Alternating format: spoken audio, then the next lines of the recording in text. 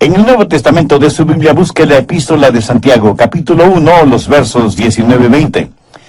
Por tanto, mis amados hermanos, todo hombre sea pronto para oír, tardo para hablar, tardo para airarse, porque la ira del hombre no obra la justicia de Dios. Pero brevemente quiero que note el verso 18. Él de su voluntad nos hizo nacer por la palabra de verdad, para que seamos primicias de sus criaturas. Este versículo habla del nuevo nacimiento que cada genuino creyente ha experimentado.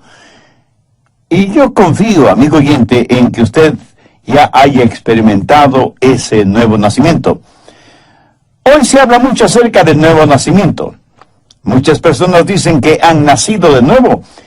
Y una de las maneras en que usted puede decir si una persona ha nacido de nuevo es si ve un cambio radical en la forma en que esa persona vive. Permítame decir algo muy claramente. Si usted en verdad ha nacido de nuevo, su comportamiento también será nuevo. Pablo lo dice de la siguiente manera: de modo que si alguno está en Cristo, nueva criatura es. Las cosas viejas pasaron, y aquí todas son hechas nuevas. Escúcheme, y escúcheme bien. Si su religión no ha cambiado su vida, es mejor que cambie de religión. Porque la religión bíblica, si así podemos llamarla, debe cambiar su vida. Así que Santiago 1:18 habla del nuevo nacimiento, y en el verso 19 se habla del nuevo comportamiento. Se cuenta que algunos hombres estaban hablando acerca de las nuevas traducciones de la Biblia, y uno de ellos dijo: a mí me gusta más la traducción de mi madre. Los demás le dijeron: pues no sabíamos que tu mamá era una persona tan erudita. ¿Cómo traduce ella la Biblia? Y el hombre contestó: mi madre traduce la Biblia en el vivir cotidiano. Todos se quedaron en silencio, pensativos, y yo creo que todos necesitamos traducir la Biblia en nuestras acciones diarias. Santiago habla acerca de 3 áreas pertinentes de nuestro comportamiento. Son instrucciones que el apóstol nos da porque somos nacidos de nuevo. Veamos otra vez el verso 19. Por esto, mis amados hermanos, todo hombre sea pronto para oír, o sea, sintonícese. Tardo para hablar. Eso quiere decir, baje la voz. Tardo para airarse, lo cual quiere decir, sea agradable. Así que veamos primero, sintonícese. Pronto para oír. Listo para escuchar lo que Dios tiene que decirnos individualmente. Parece que algunas personas son completamente sordas o que escuchan solo lo que les conviene y no oyen la voz de Dios porque sus oídos espirituales están fuera de sintonía. La Biblia dice que debemos ser prontos para escuchar, pero no dice que debemos escuchar todo lo que se dice. Hay cosas que no debemos oírlas. En Marcos 4:24 leemos: mirad lo que oís. Usted no necesita oír todo lo que se dice. Usted no necesita hacer de sus oídos tarros de basura en donde todo el mundo bota sus chismes y sus habladurías. Usted no necesita escuchar cada filosofía humanista y pagana. Por eso Jesús dijo: mirad lo que oís. Cuando Santiago habla de ser prontos para oír, ¿qué quiere decir? Que hay que ser rápidos para captar los impulsos del Espíritu Santo, rápidos en escuchar la palabra de Dios, rápidos en oír la voz de Dios. ¿Está usted listo para oír la voz de Dios este momento? El problema con mucha gente es que no está escuchando. No es que Dios no esté hablando. El problema es que nosotros no estamos escuchando. Dios nos habla por medio de su palabra, la Biblia. ¿Tiene usted una Biblia? ¿La lee? ¿La conoce? ¿La estudia y medita en ella? Si su respuesta es no a estas preguntas, ¿por qué no? ¿Usted dice ser cristiano? La Biblia es la palabra de Dios para usted. Por lo tanto, no es paradójico que usted quiere conocer la voluntad de Dios, pero no lee su palabra ni su corazón está listo para escuchar su voz. Tengo aquí 5 preguntas que quiero que se las haga a usted mismo. Primera, ¿hay una lección que debo aprender? Segunda, ¿hay una bendición que debo disfrutar? Tercera, Hay un mandamiento que debo obedecer. Cuarta, hay un pecado que debo evitar. Y quinta, hay una verdad que debo llevar y compartir. Verá, Dios me ha llamado a mí para predicar. Y no lo digo por vanidad ni orgullo. Dios me ha dado la habilidad y la sabiduría espiritual para predicar su palabra. Si no fuera así, yo sería un usurpador de una extraordinaria responsabilidad a la que Dios me ha llamado. Y la Biblia me dice que debo ser sumamente cuidadoso con lo que predico. El apóstol Pedro dijo, si alguno habla, hable conforme a la palabra de Dios. Pero así como es mi responsabilidad el hablar conforme a la palabra de Dios, es su responsabilidad, amigo oyente, el estar preparado para escuchar el mensaje de la palabra de Dios. Tengo el derecho de esperar que usted esté preparado para oír, así como usted tiene el derecho de esperar el que yo esté preparado para predicar. ¿No le parece? Sí, yo sé que no soy el mejor predicador del mundo y estoy muy convencido de esa realidad. Sé que hay muchos otros siervos predicadores que son verdaderos eruditos bíblicos, pero escúcheme, aunque sé que otros pueden predicar mejor que yo, nadie, absolutamente nadie puede predicar un mejor evangelio, porque el evangelio es uno solo. Y si alguien cree el evangelio de los falsos maestros, pastores y profetas, la Biblia dice, sea anatema. Dios habla por medio de las Escrituras. Dios habla por medio de mensajes como este que está escuchando. Dios habla por medio de su Espíritu Santo. Por eso la Biblia dice, el que tenga oídos para oír, oiga. Muchos no han aprendido a estar quietos y a escuchar lo que Dios diga en los momentos de meditación, de devociones personales. Ahora tengo una advertencia. Cuando usted tiene realmente su momento devocional con Dios, el diablo le atacará con toda la artillería del infierno, porque él no quiere que usted tenga esa comunión espiritual, ese compañerismo íntimo con Dios. Él no quiere que usted aprenda a decir, habla, Señor, que tu siervo escucha. ¿Le gusta a usted conversar con alguien que acapara la conversación? Muchos de nosotros somos egoístas cuando se trata de la oración. En vez de tratar de escuchar a Dios, queremos, casi demandamos que Dios nos escuche. En la sociedad actual en la cual vivimos, nos hemos llenado de tanto ruido infernal y mundano que casi desconocemos lo que es un tiempo de quietud, de silencio en la presencia de Dios. Y cuando visitamos Israel, al cruzar por unos campos de pastoreo, el guía nos dijo, a estos campos vienen los pastores con sus ovejas para que se alimenten, exactamente como lo hacían los pastores hace ya más de 2000 años, pero con una diferencia. Los pastores de antaño por lo general tenían una flauta, en la cual interpretaban hermosas melodías mientras las ovejas se alimentaban.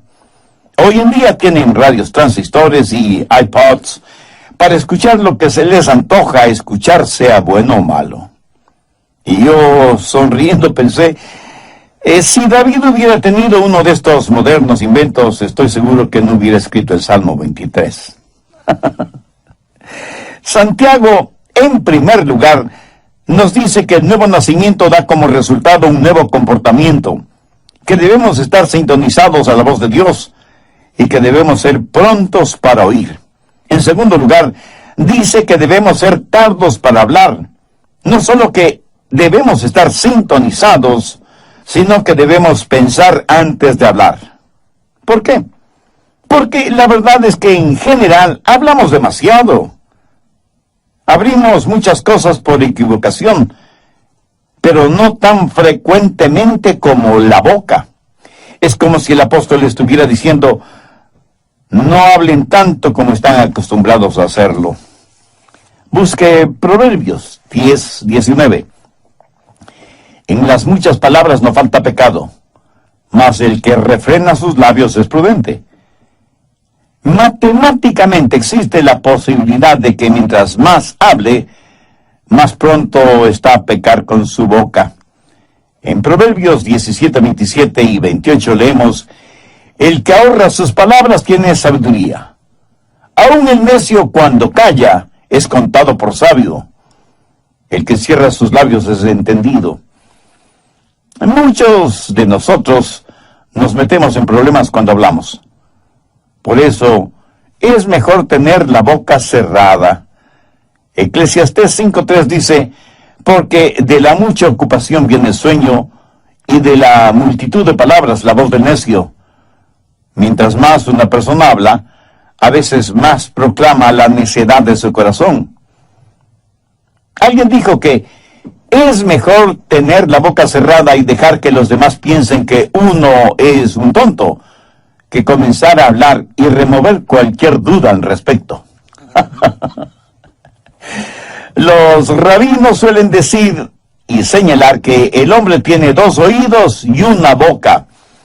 Los oídos siempre deben estar abiertos y la boca cerrada, reteniendo en esa bóveda, tras los barrotes de marfil que son los dientes, a la lengua. Debemos escuchar 2 veces más de lo que hablamos, pero la realidad es todo lo contrario. Mateo 12:36. Mas yo os digo que de toda palabra ociosa que hablen los hombres, de ellas darán cuenta en el día del juicio. Escuche, Jesús no está diciendo que no debemos tener conversaciones agradables o compartir un momento de humor sano. Él habla de palabras improductivas, denigrantes, hirientes, groseras, maldicientes. En Santiago 2:17 leemos, así también la fe, si no tiene obras, es muerte en sí misma. La palabra muerta en este versículo es la palabra ociosa de Mateo 12:36.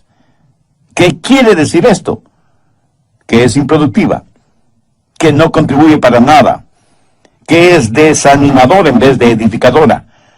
Prácticamente lo que Jesús dice es que si las palabras que decimos no ayudan, no edifican, sino que más bien son destructivas, y que de cada una de esas palabras daremos cuenta en el día del juicio.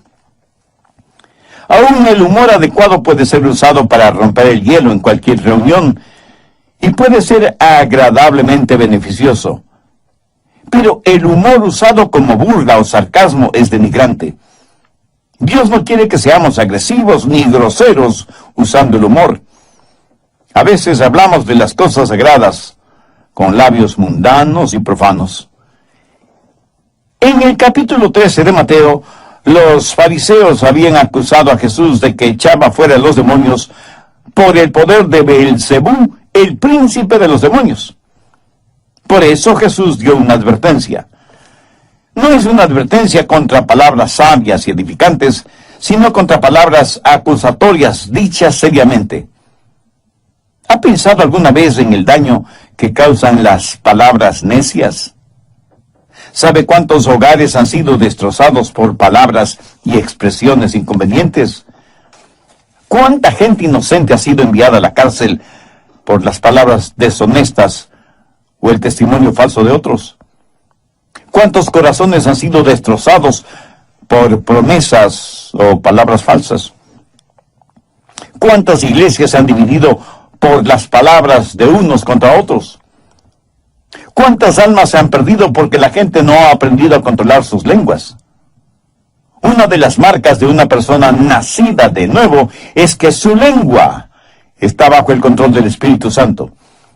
Y la misma Biblia que nos dice que seamos prontos para escuchar, nos dice que debemos ser tardos para hablar. Y las dos cosas son mutuamente incompatibles. Hay una antigua rima infantil que dice, el viejo búho vivía en un roble, mientras más veía, menos hablaba.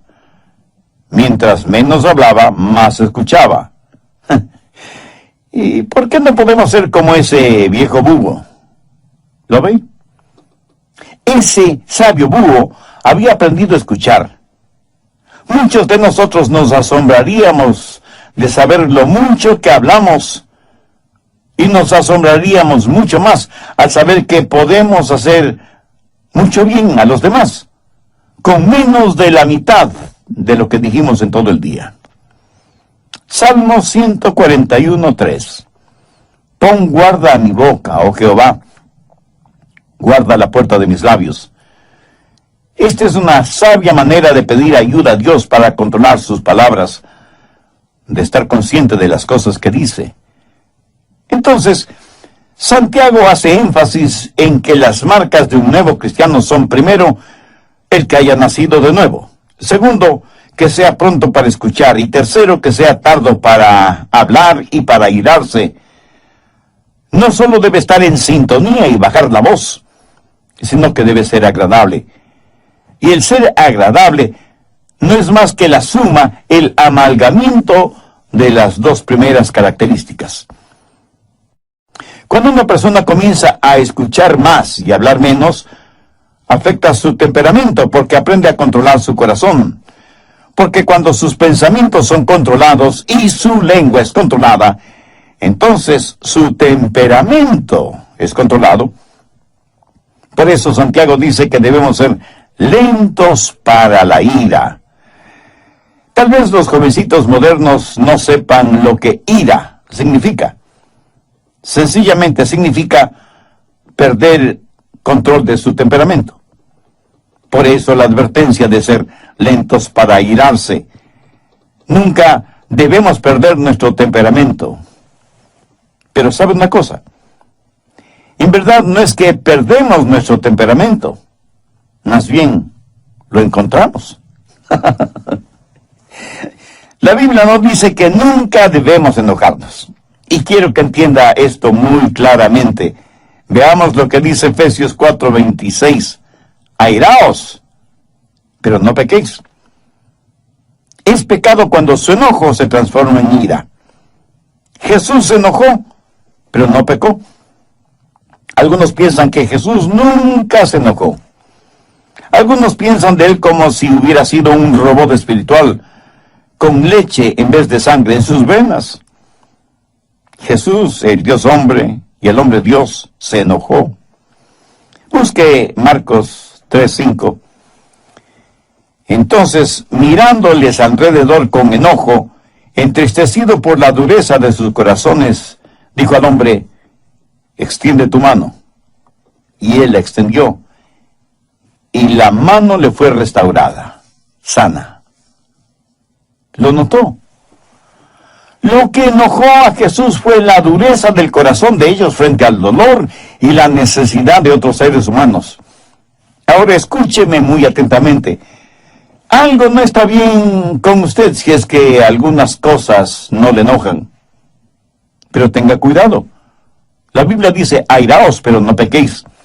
Y el apóstol Santiago dice que debemos ser lentos para la ira, porque en general es muy fácil para nosotros el hacer desaparecer los límites de una indignación justa con nuestras irritaciones personales. Recuerde que la ira de los hombres no obra la justicia de Dios, porque nuestras iras son irracionales, y aquello que es irracional no puede jamás ser justo. Solo Dios es justo. Su justicia demanda el castigo de nuestros pecados, pero su amor nos redime y protege. Somos criaturas que todo lo racionalizamos. A nuestros viles temperamentos los llamamos indignación santa. ¿Sabía que usted puede ser bueno y malo, malo y bueno al mismo tiempo? Veamos esto de bueno y malo. Asegúrense de que los siguientes tres elementos estén presentes. Primero, que su enojo sea por una razón justa.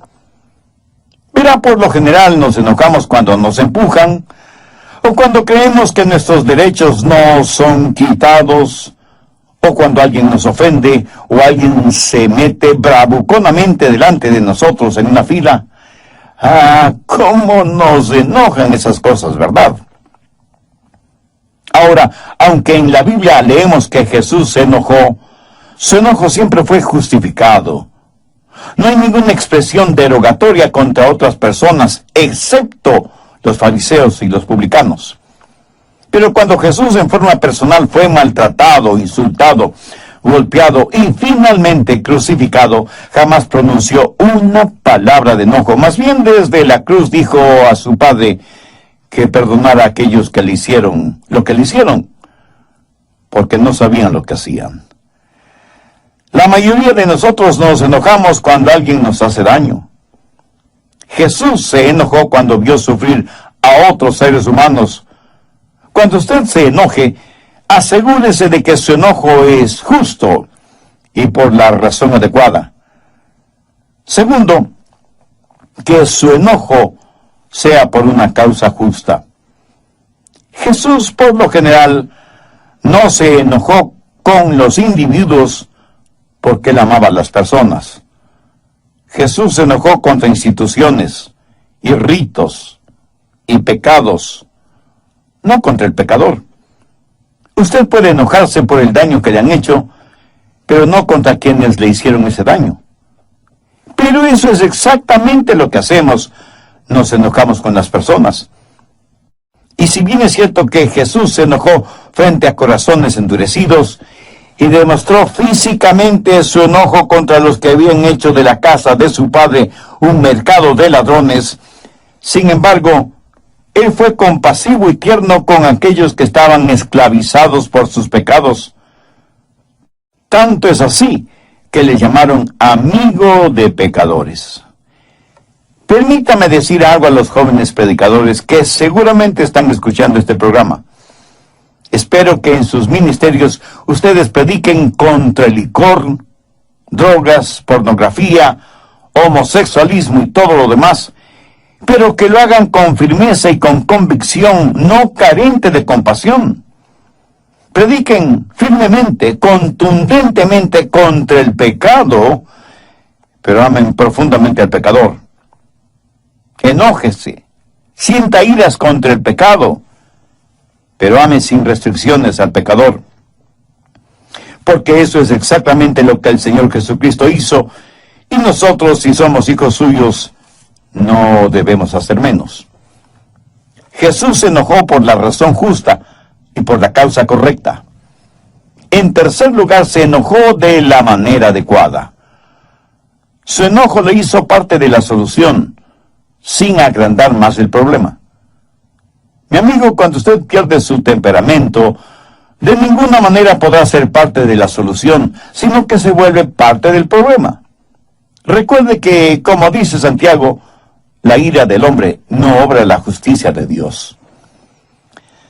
Cuando es el enojo de Dios, cuando el enojo es santo, entonces la justicia de Dios hará su obra.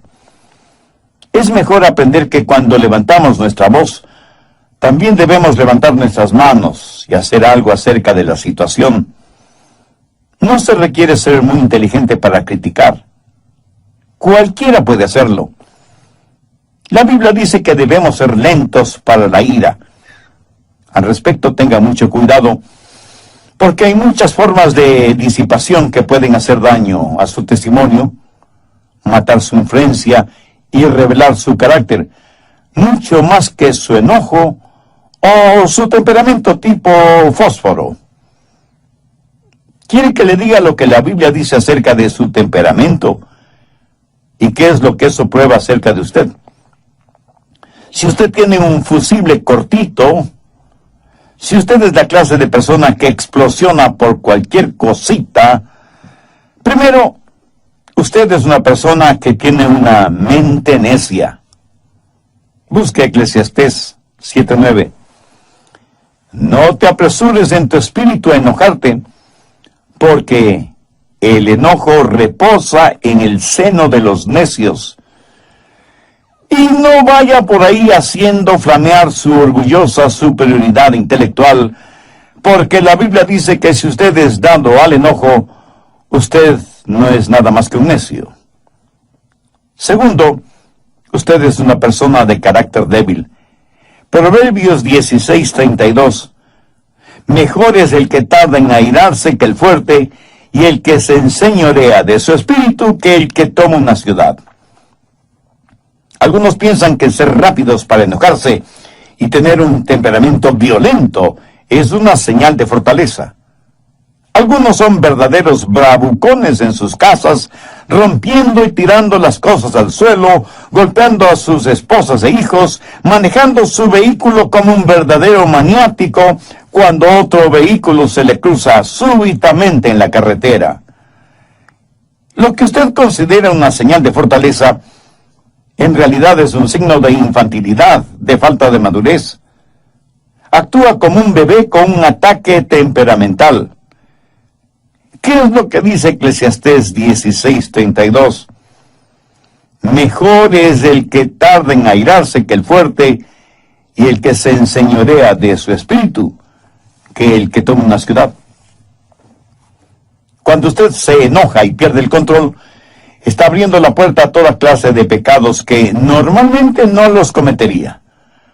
Dice cosas que usted sabe que no debe decirlas, y hace cosas que usted sabe no debe hacerlas. Busque Proverbios 29:22. El hombre iracundo levanta contiendas, y el furioso muchas veces peca.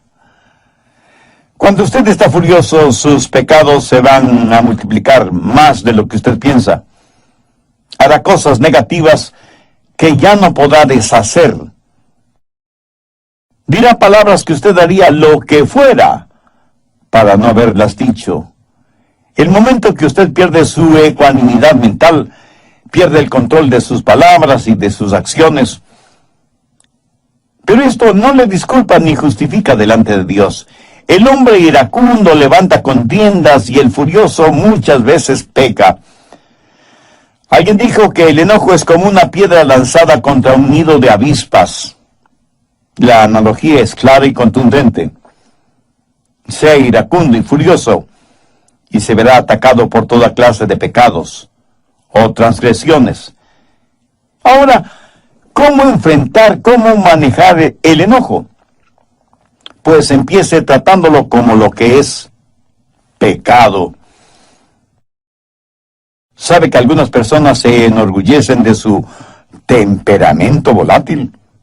Y no solo que se enorgullecen, sino que lo razonan, lo justifican y dicen: es que todos en nuestra familia somos pelirrojos. Mi amigo, es un mito científico aquello que el color del cabello determina el temperamento. Otros, en cambio, dicen: mi carácter es hereditario, lo temperamental lo heredé de mi padre. Eso puede ser cierto si es que su padre es el diablo. Y unos cuantos más dicen: mis explosiones temperamentales son muy rápidas, me calmo casi enseguida. Un hombre con una subametralladora dispara indiscriminadamente contra una multitud. Ese acto dura solo unos segundos, pero ha dejado muertos y heridos.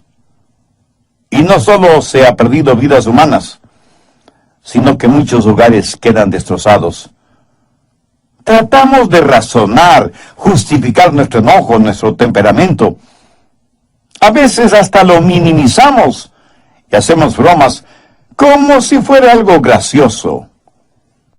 El enojo no es una debilidad, es una maldad. Un temperamento violento tiene que ser visto como un temperamento vil. Y aunque usted no lo crea, lo que usted dice y actúa bajo la influencia de su enojo y su temperamento volátil, eso es lo que usted es. Porque todo esto que está dentro de usted sale a la superficie. ¿Quiere saber lo que hay en su corazón? Pues ponga atención a lo que dice y hace en un momento de enojo. Si usted está lleno de Jesús, Jesús le saldrá hasta por los poros de la piel. Y permítame decirle algo más. Usted no puede juzgar a una persona por lo que es.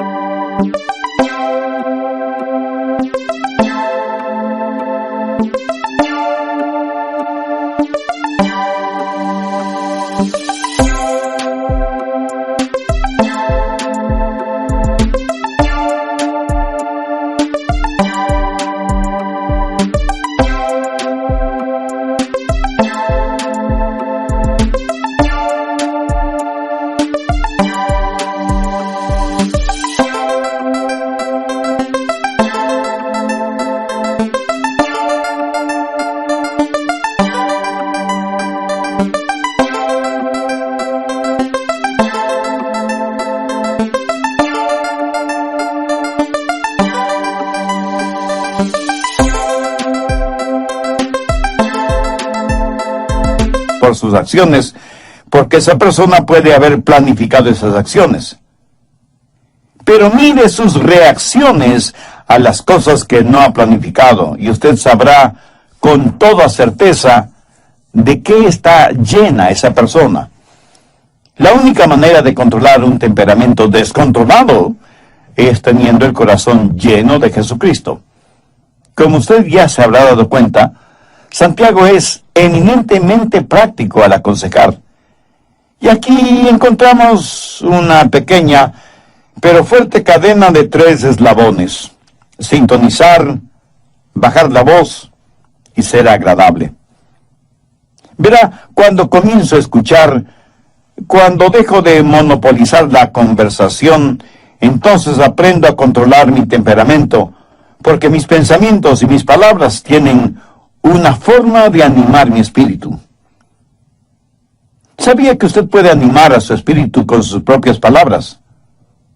¿Sabe que cuando verbaliza cosas buenas, usted se siente bien?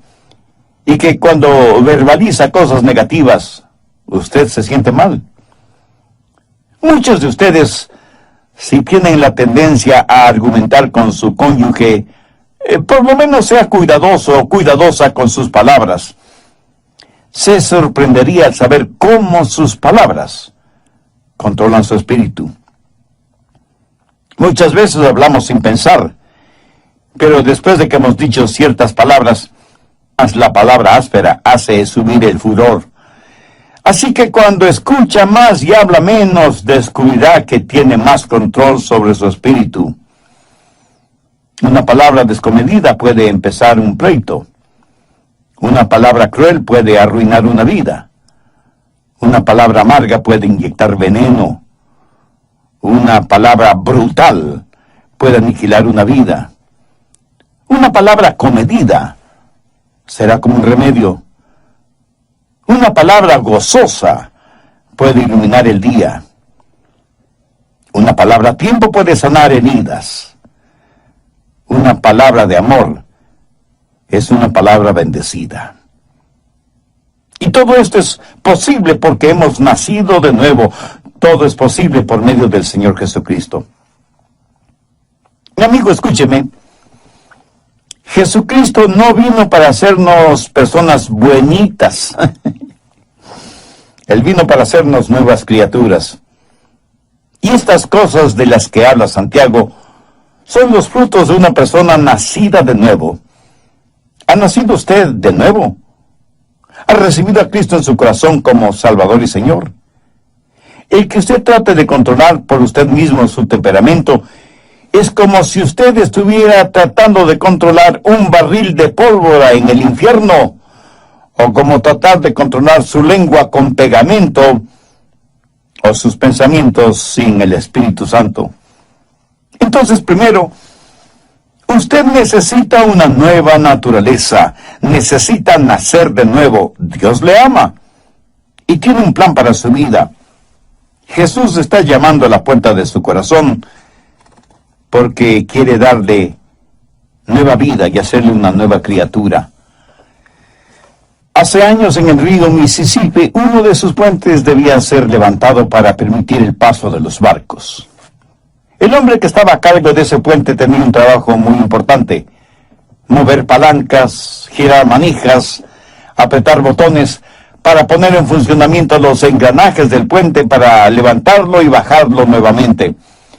El puente se movía sobre sus enormes bisagras para permitir el paso de barcos. Luego el encargado bajaba el puente para permitir el paso de los vehículos y los peatones. Un día el hombre trajo a su hijito, quien quería ver qué es lo que hacía su papá y cómo es que el puente trabajaba. El papá hizo su trabajo y los engranajes comenzaron a moverse y a levantar el puente para permitir el paso de un gran barco. Luego tenía que bajarlo rápidamente porque se aproximaba un tren de pasajeros. Pero cuando el puente estaba bajando, su hijito cayó a las aguas del río. El niño gritaba pidiendo que su papá le ayudara. El hombre sabía que no podía abandonar su puesto de trabajo, ni mucho menos los controles del puente. Si lo hacía así, el tren de pasajeros que se acercaba se descarrilaría y se hundiría.